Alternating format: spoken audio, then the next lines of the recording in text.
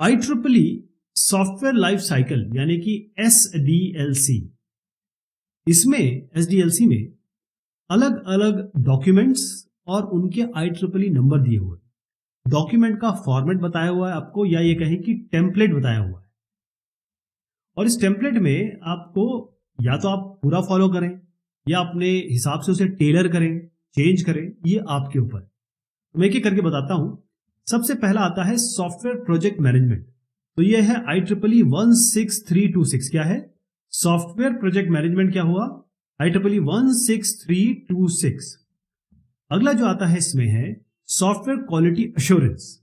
Software quality assurance जो है वो आपका आता है, अगर मैं SQA कहूं, ये जो डॉक्यूमेंट है इसका नंबर है 730। सॉफ्टवेयर कॉन्फ़िगरेशन मैनेजमेंट या SCM, इसका नंबर है आपका 828। सॉफ्टवेयर वेरिफिकेशन और वैलिडेशन का नंबर है 1012।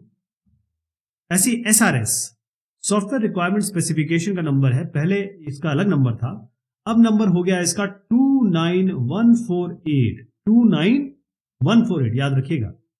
SDD, सॉफ्टवेयर डिजाइन डिस्क्रिप्शन, इसका IEEE नंबर है 1016। सॉफ्टवेयर टेस्ट डॉक्यूमेंटेशन, इसका नंबर है आपका 29119। और सॉफ्टवेयर यूजर डॉक्यूमेंटेशन का नंबर है 24748। क्या नंबर है? 24748। सबसे पहला है आपका सॉफ्टवेयर प्रोजेक्ट मैनेजमेंट। ये सॉफ्टवेयर प्रोजेक्ट मैनेजमेंट है 16326। अब इसका मैं एक टेम्पलेट तो आपको दिखा रहा हूं कि ये इस तरीके से टेम्पलेट है। अगर आपको करना हो तो इसका आप यूज कर सकते हैं। देखिए, जो SPM होता है इसका मतलब ये है कि आपको प्रोजेक्ट प्लान करना है और लीड करना है एज ए लीडर। तो ये एक तरीके से प्रोजेक्ट मैनेजमेंट एक बड़ा पार्ट है। सॉफ्टवेयर प्रोजेक्ट मैनेजमेंट उसका एक पार्ट है। तो इसमें आता क्या है कि अगर कोई भी सॉफ्टवेयर प्रोजेक्ट मिला आपको, तो कैसे उसकी प्लानिंग करेंगे, कैसे उसका प्रबंधन करेंगे, कैसे उसको इंप्लीमेंट करेंगे, उसको मॉनिटर कैसे करेंगे, आगे कंट्रोल कैसे करेंगे, नियंत्रण कैसे करेंगे, ये सारी चीज आपकी सॉफ्टवेयर प्रोजेक्ट मैनेजमेंट में आते हैं। और ये इसका मैंने खाका बताया। जो अगला है वो है सॉफ्टवेयर क्वालिटी एश्योरेंस। इसका नंबर है 730। सॉफ्टवेयर क्वालिटी एश्योरेंस, ये इसका एक टेम्पलेट है। और इस टेम्पलेट में बेसिकली क्या है कि क्वालिटी एश्योरेंस में आपको करना क्या है।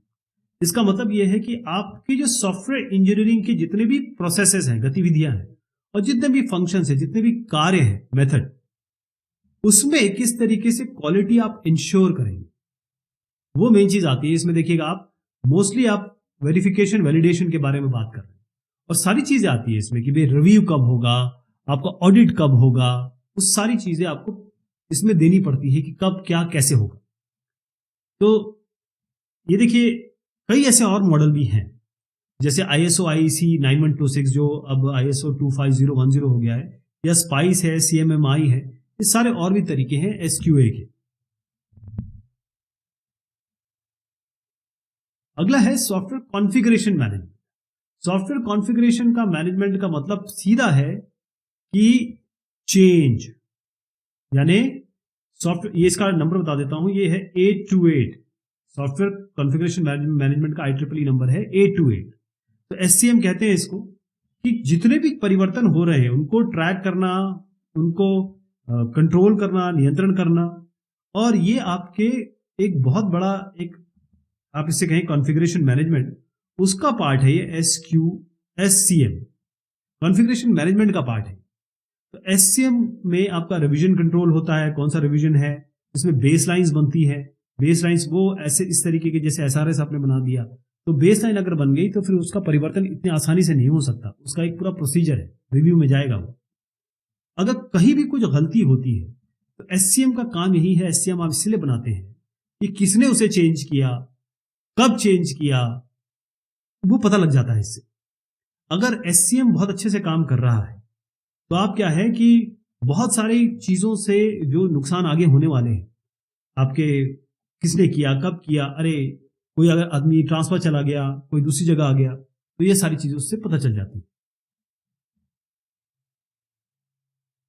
सॉफ्टवेयर वेरिफिकेशन एंड वैलिडेशन, इसका नंबर है IEEE 1012। क्या नंबर है? IEEE 1012। ये इसका एक फॉर्मेट है, इस तरीके से बनाया जाता है। और वेरिफिकेशन वैलिडेशन के बारे में जरा मैं आपको बता दूं कि थोड़ा सा इसमें अंतर है। बोयम साहब ने क्या बताया कि वेरिफिकेशन का मतलब है are we building the product right, मतलब अगर आपने 2+3 किया तो 5 आ रहा है कि नहीं आ रहा, ये वेरिफिकेशन है। वैलिडेशन का मतलब है are we building the right product. अब 2+3 तो 5 आ रहा है, लेकिन यूजर को तो 2+3 चाहिए ही नहीं था, उनको तो 2-3 चाहिए था, तो वो वैलिडेशन होता है। तो अगर CMMI की डेफिनेशन देखें, कैपेबिलिटी मैच्योरिटी मॉडल की डेफिनेशन देखें, तो सॉफ्टवेयर वैलिडेशन ये कहता है कि हमको वैलिडेशन हमेशा जो होता है वो SRS के अगेंस्ट होता है, सॉफ्टवेयर रिक्वायरमेंट स्पेसिफिकेशन या स्पेसिफाइड रिक्वायरमेंट के अगेंस्ट होता है। तो पूरे सॉफ्टवेयर को पता करना कि भाई जब भी डेवलपमेंट प्रोसेस खत्म हो गया कि जो चीज आपने की है वो SRS के हिसाब से की है या यूजर के हिसाब से की है कि नहीं की है। सॉफ्टवेयर वेरिफिकेशन का मतलब यह है कि जब आप अलग अलग फेज SDLC के अलग अलग फेजेस हैं, तो हर एक फेज में तय करना कि आपने सही काम किया है कि नहीं किया।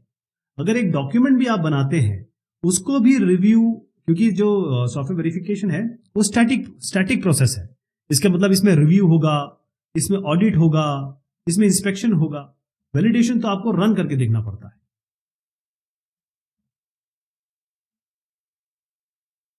अब आता है सॉफ्टवेयर रिक्वायरमेंट स्पेसिफिकेशन, इसका नंबर है 29148। क्या नंबर है?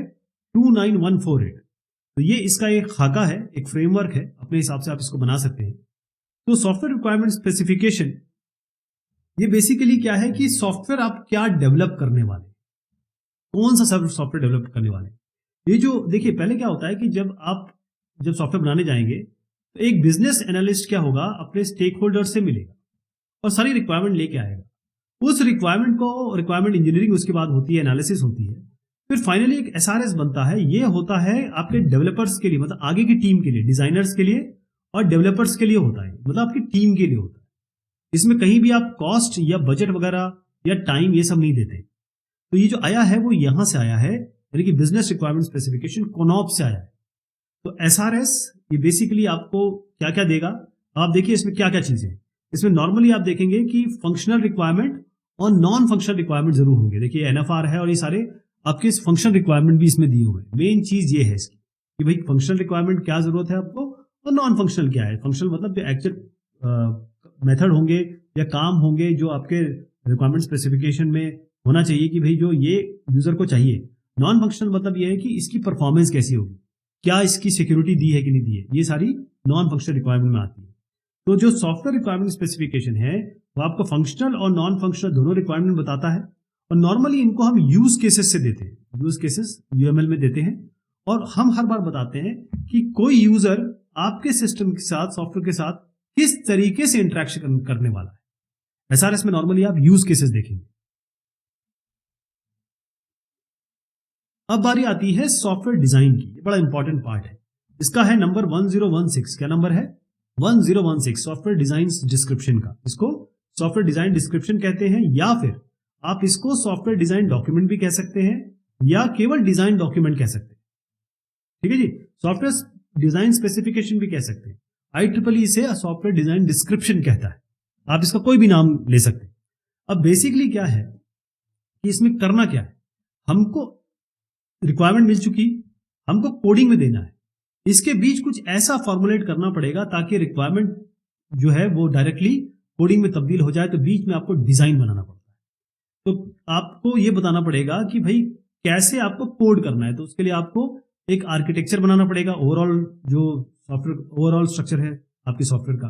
फिर कंपोनेंट्स बताने पड़ेंगे, इंटरफेस बताना पड़ेगा, मतलब component design, interface design, architectural design, ये सारी चीज इसमें आ जाएंगी।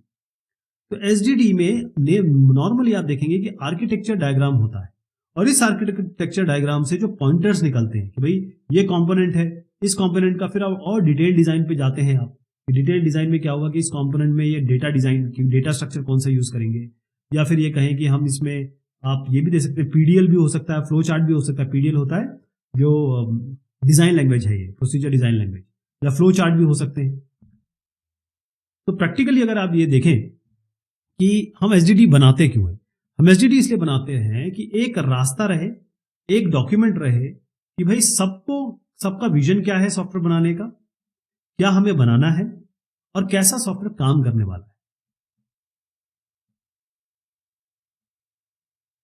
इसके बाद आता है आपका software test documentation. Test documentation का नंबर है 29119। क्या नंबर है? 29119। ये इसके अलग अलग, क्योंकि इनको अभी डिस्कस करने में काफी टाइम लग जाएगा, इसलिए आपको केवल मैंने ग्लिम्स दी है कि भाई लिखना कैसे है। और सॉफ्टवेयर जो टेस्ट डॉक्यूमेंटेशन है, जितने भी आपके सॉफ्टवेयर टेस्ट होने वाले हैं, क्योंकि इसके पहले जो है आपको पहले टेस्ट प्लान करना होता है, उसके पहले टेस्ट स्ट्रेटेजी डिफाइन करनी होती है, और उसके बाद आपको टेस्ट केसेस लिखने होते हैं। तो ये सारा प्रोसीजर आपको इसमें देना होता है। एक और भी तरीका है, कई लोग ये भी इस्तेमाल करते हैं, तो ये IEEE का है, कई लोग इसको भी इस्तेमाल करते हैं, तो चाहे तो इसको भी इस्तेमाल कर लीजिए। इसके बाद आता है सॉफ्टवेयर यूजर डॉक्यूमेंटेशन। अब सॉफ्टवेयर यूजर डॉक्यूमेंटेशन में अलग अलग सॉफ्टवेयर, क्योंकि होता यह है कि जो आप यूजर को देंगे मल्टीपल रोल के हिसाब से लिखा जाता है। जब आप यूजर को देंगे तो आप इसको यूजर मैनुअल कहेंगे या यूजर गाइड कहेंगे। अब यही जो सॉफ्टवेयर यूजर है, सॉफ्टवेयर यूजर डॉक्यूमेंटेशन, ये आपके स्टेक होल्डर्स के लिए भी हो सकता है, ये आपके लिए भी हो सकता है। क्योंकि अगर आप जब भी आप कोई कोडिंग कर रहे होंगे तो उसमें आप क्या करते हैं, अंदर ही लिखते हैं ना, हेल्प लिखते हैं, एक तरीके से हेल्प नहीं लिखते हैं ऐसे करके कमेंट में, तो ये भी यूजर डॉक्यूमेंटेशन में आ जाता है। लेकिन सॉफ्टवेयर डॉक्यूमेंटेशन ये होता है कि भाई लिखित तौर पे कि भाई सोर्स कोड क्या कर रहा है ये हम बता सकते हैं, या ये बता सकता है कि ये सॉफ्टवेयर को कैसे यूज करें। अगर मान ली, क्योंकि मैंने कहा ना डिफरेंट रोल, अलग अलग आदमी के लिए अलग अलग तरीके से इसको लिखा जाता है, या फिर इसमें सारे रोल्स को ध्यान रखते हुए लिखा जाता है।